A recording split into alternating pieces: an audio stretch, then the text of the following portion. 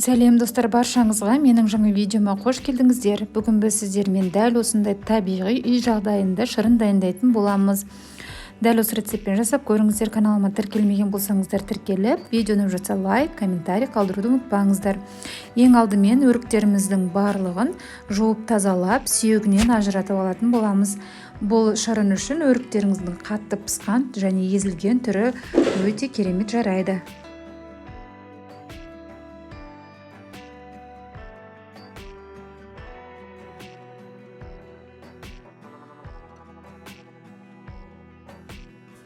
Тазаланған өріктеріміздің барлығын блендердің көмегімен езетін боламыз.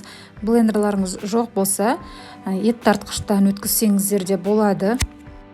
Барлығын жақсылап езіп, қоймалжың масса жасап аламыз. Одан кейін отқа құятын ыдысымызға барлығын құйып, үстінен езілген өріктеріміздің мөлшерінен 2 есе көп су құятын боламыз. Яғни менде дәл осы видеодағы ыдыспен 1 табақ өрік шықты және үстінен мен 2 табақ су құйдым. Енді ыдысымызды отқа қойып, қайнағанын күтетін боламыз. Және де бір қайнағаннан кейін бетіне дәл осындай көбіктер шығады. Барлық көбікті тазалап алып тастаймыз.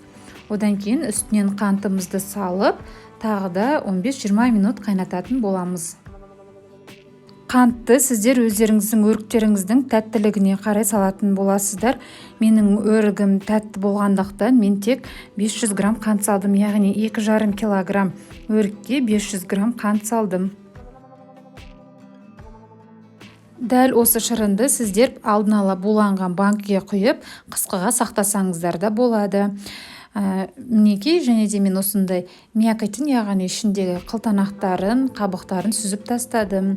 Сіздер олай сүзбесеңіздер де болады.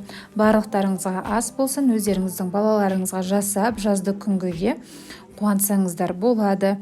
Өте дәмді болып шығады. Міндетті түрде жасап көріңіздер. Видеоны соңына дейін көргендеріңізге рахмет.